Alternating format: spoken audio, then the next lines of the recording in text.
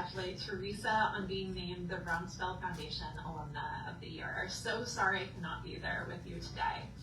I nominated Teresa because she exemplified service and leadership at the highest level. From her distinguished military career in the Marine Corps to her current leadership at Exeter, she has consistently dedicated her career to strengthening U.S. national security. Teresa is also making an extraordinary impact in shaping our future. As a member of the NDIA Board of Directors, she is helping to set critical strategy for our defense industrial base. She is deeply engaged in the vital issues of supply chain security and critical minerals, areas that are absolutely essential to the future of our country. And I doubt there's another woman in DC who could nerd out on these issues with me like Teresa. But beyond her professional achievements, what makes Teresa truly stand out is her character. She supports her friends, she uplifts women in leadership, and she leads with both wisdom and optimism. She carries herself with poise and elegance that I aspire to. And Teresa brings excitement and positivity to every challenge, inspiring others to step forward with the same courage and purpose. Teresa, I'm so proud to see you recognized with this honor. You are a remarkable leader and a true ambassador to Secretary Rumsfeld's legacy and the Rumsfeld Foundation's mission. Congratulations, and I adore you, friend.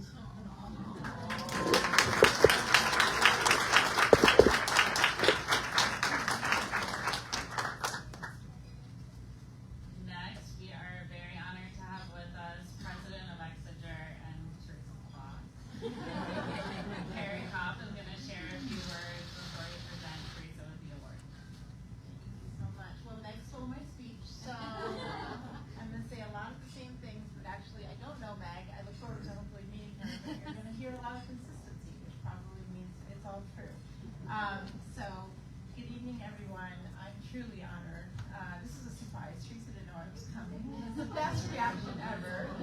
I'm truly honored to stand here. Oh, by the way, I had to write this down because Teresa knows if I don't, we'll be here through dessert, and I'll still be talking about her and sharing stories, which we can do afterwards, but a lot of stories, all amazing. I'm honored to stand here tonight to celebrate someone I am truly proud to call both a friend and a remarkable colleague. Teresa Campobasso as the Rumsfeld Foundation Alumna of the Year. Teresa and I have worked together. Can you guys hear me okay? Yeah, just make sure.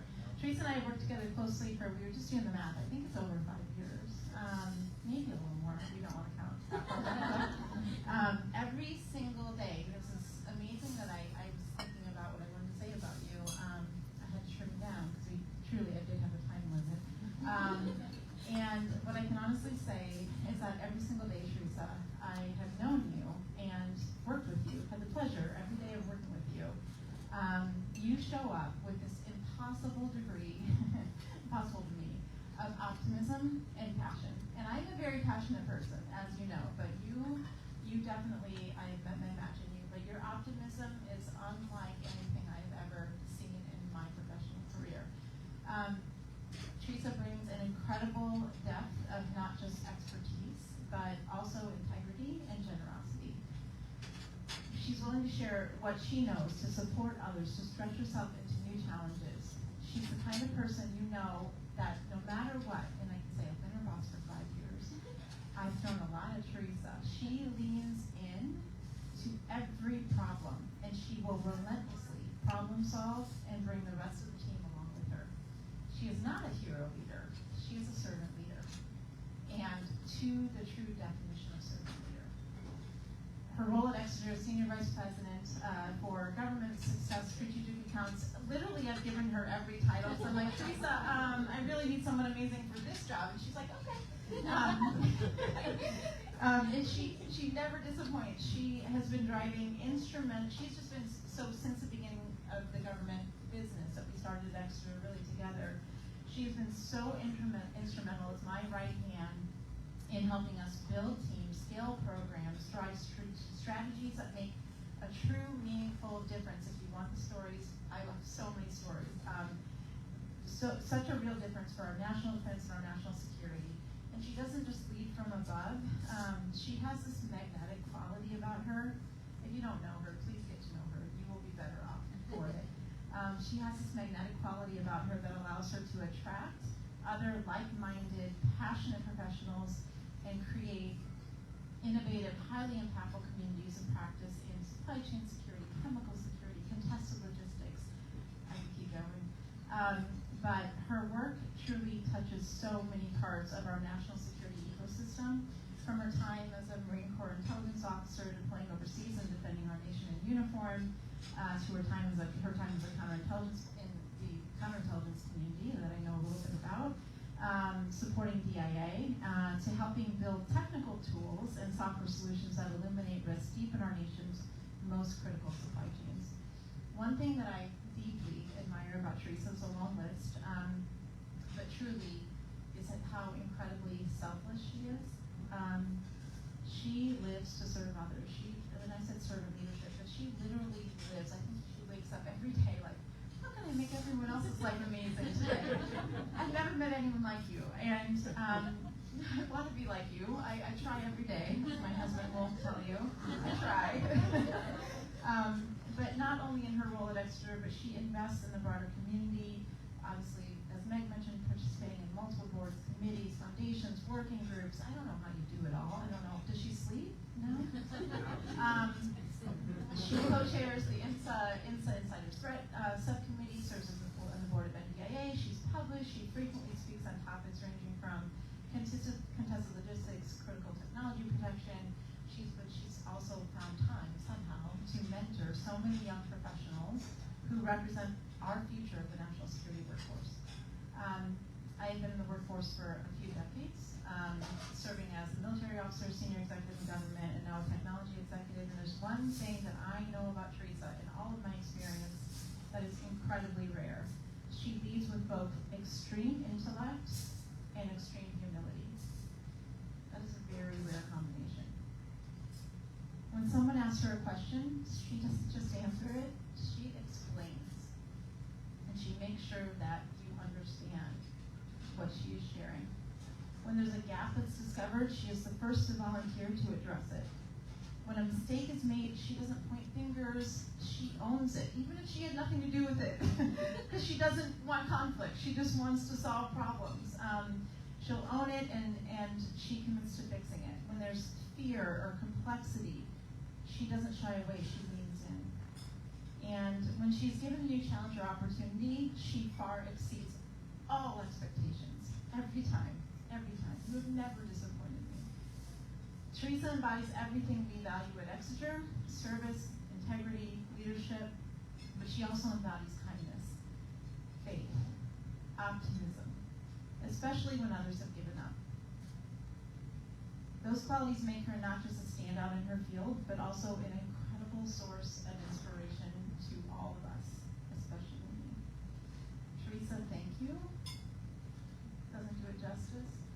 For who you are, for all that you selflessly give every day, and for the way you raise up everyone around you.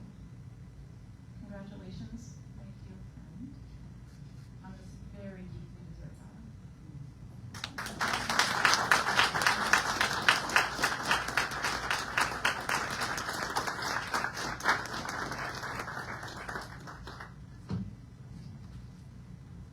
Ask Carrie to stay with us for a minute. We're going to present the award to Teresa, and then we'll hear a few words from her. Oh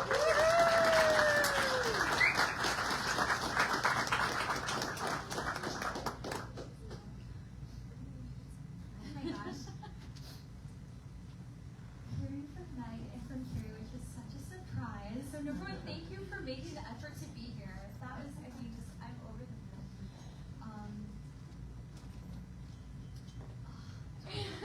You're very emotional. I mean, this is a really big honor. I feel like at this point, I know most of you, if not all of you. And so it's just so meaningful that I get to tell you how much this means to me, right, and how appreciative I am. But I'm very grateful to the fellows, the alumni, to the board, to the staff, the foundation team, and everyone who has become my mentors and colleagues and my friends over the years. I think I first was involved with Rumsfeld Foundation in 2016. just wild to think about. But to be named the Alumna of the Year is just a really serious honor. And I'm very appreciative. Since first becoming a fellow in 2016, the fellowship really gave me a community. It was brand new to DC. I was starting out my little graduate career. I just come back from overseas and reintegrating into the U.S. And it really gave me, this fellowship really gave me a community. This was the first group I was involved in when I came to DC. I feel like this community has given me a close group of friends and mentors that answer the phone when the hour is late. And a compass, or perhaps a gyroscope, that points towards the value of public service. Some of my closest friendships were for Sharon Meg. I'm just so happy to see her. I know she was so kind to nominate me, but that really meant a lot to me here. Professionally, the connections have been real and consequential. People who help turn ideas into outcomes and who remind me that competence and integrity are not old-fashioned. They are the so what job. I think it's an important time to talk about the value of public service. I had some really, really great conversations with many of you all today about this topic. I spend a lot of my professional life, as I know you have all heard at this point, on supply chain security. Surprise, surprise. Let's talk about it. We had a good time. We'll be here all night, and I also have time limit. But what I really want to say is, something I spend a lot of time on is contested logistics, right? I've been thinking through a lot of these problems. I've been talking to a lot of you about a lot of these problems. And I feel like our country, in some ways, in its own kind of contested period, I feel like it's a little bit of a chaotic time right now. I feel like it feels like to me that there's a shrinking space for compromise or for authentic conversation, and it's really difficult, especially for people like us that have a lot of exciting things to say and talk about. This community has always stood for principles over politics and outcomes over optics, and for doing the quiet, necessary work that keeps the nation secure. The fellowship has pushed me personally to find practical ways to serve in all elements of my life, strengthening critical supply chains, helping government and industry work together with urgency and humility, and mentoring the next generation to try to choose public service and national security as a vocation. And it reminds me that service is a habit. Show up, do the work, be accountable, and try to leave things better than you found. So accepting this award, the last thing I will say, I want to, yes, that was the hero at the end of my speech. Accepting this award, the three things I will briefly say, I want to make three brief commitments to you all. First, I want to continue to lift others to invest in young professionals the way that so many of you all have invested in me. I absolutely would not be anywhere where I am today without the support, the mentorship, the guidance, the friendship, the sounding boards that all of you have been for me. So thank you, and my goal is to now continue to pay that forward. That's important, and that's a big value of what we're all doing here today. Second, to build bridges across agencies, sectors, and different viewpoints to help good translate into real capability. And then third and finally, to protect the standard that we have all